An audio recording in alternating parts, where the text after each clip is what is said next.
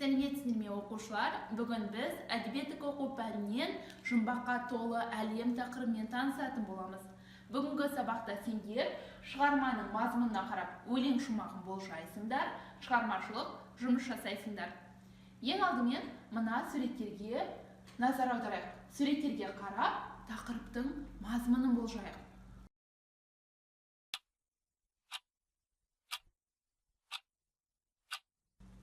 Бұл суреттерді бір сөзбен қалай атауға болады? Аспан денелері десек болады ма?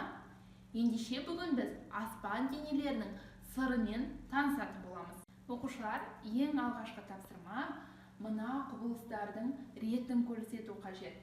Күннің батуы, шығуы, таңның ағаруы, таңның білінуі, күннің көтерілуі, толған ай, жарты ай, туған ай, бұлт, шалшық, жаңбыр.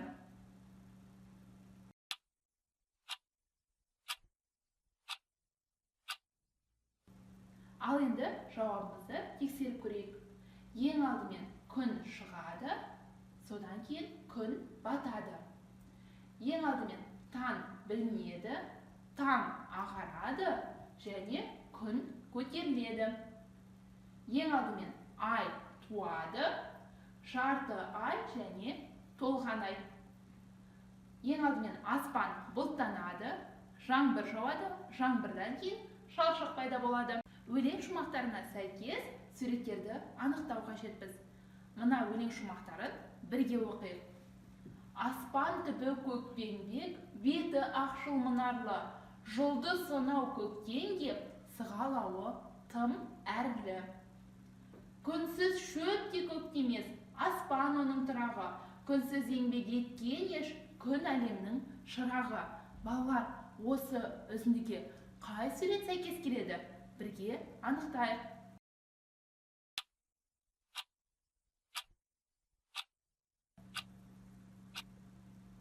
Жауабымызды тексерейік. Дұрыс айтасыңдар. Бірінші өлең шумағында аспан туралы айтылып тұр, ал екінші өлең шумағында күн туралы айтылып тұр екен. Оқушылар, мына өлеңдерді бірге оқиық. Күннен алар жарықты, бірақ күндіз көрінбес. Түн мұхитын жарығы, жүзуден еш көрінбес. Бұл оқушылар ай туралы. Келесі шолпан жұлдызы туралы өлеңді бірге оқиық. Таң қылаңда туады, Зухра оның бір аты, қараңғыны қуады, сөйту оның мұраты. Құс жолы туралы өлеңді бірге оқиық.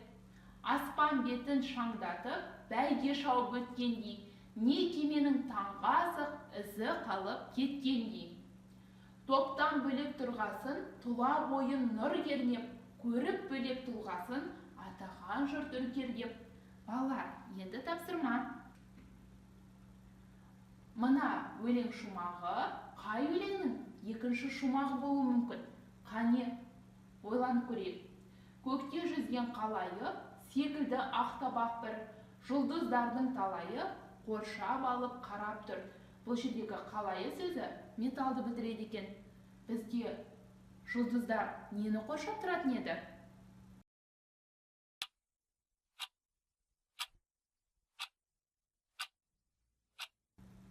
Жауабымызды тексеріп көрейік. Бұл ай өлеңінің екінші шумағы екен. Күннен алар жарықты, бірақ күндіз көрінбес. Түн мұхитын жарығы, жүзуден еш ерінбес. Көкте жүзген қалайы, секілді ақтабақ бір, жұлдыздардың талайы қоршап алып қарап тұр.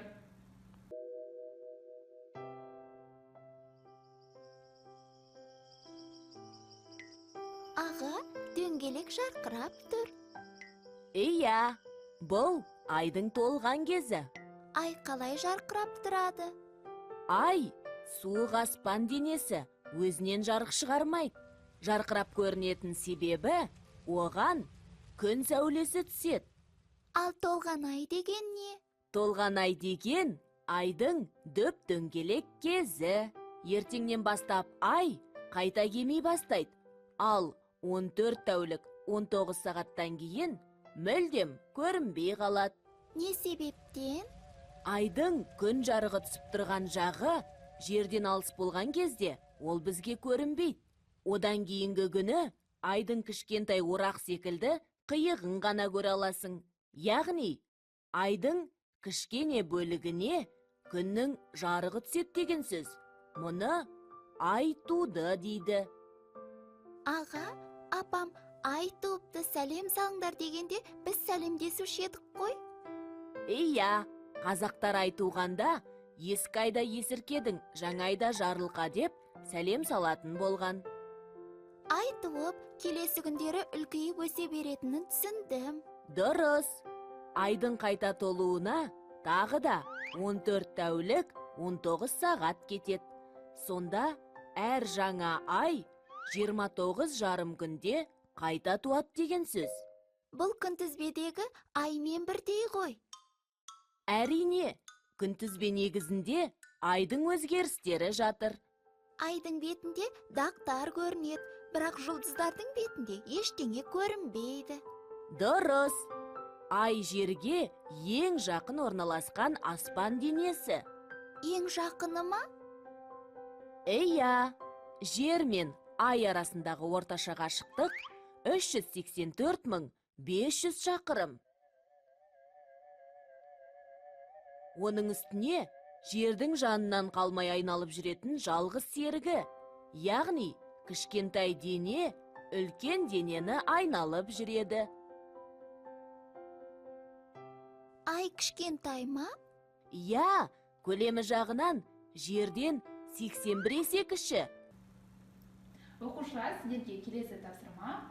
Мына жарық жұлдыздардың көмегімен 7 қарақшының сызбасын жасап көрейік.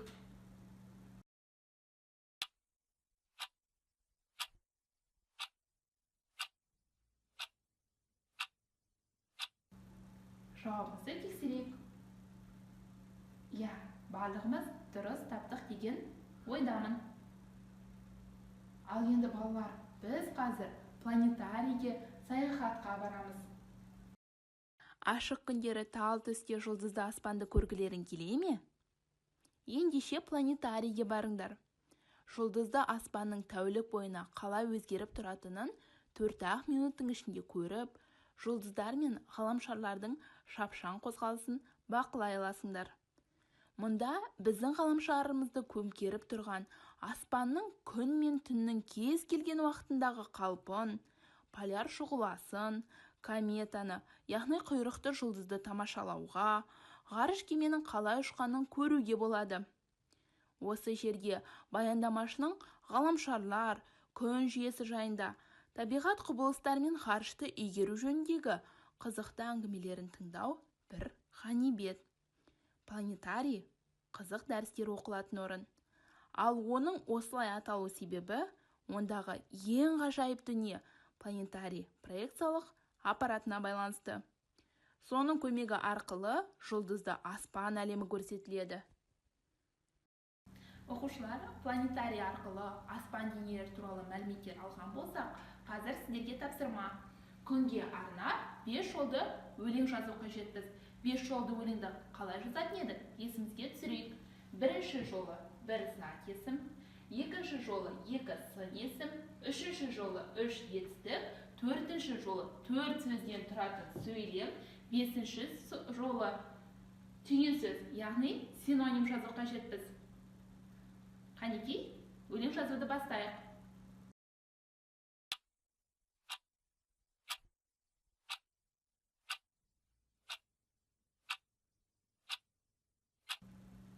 Жауабымызды тексеріп көрейік. Күн, жарық шуақты, жарқырайды, жылытады, күлімдейді, жер бетіне нұрын шашады, және соңғы жолы шуақ екен.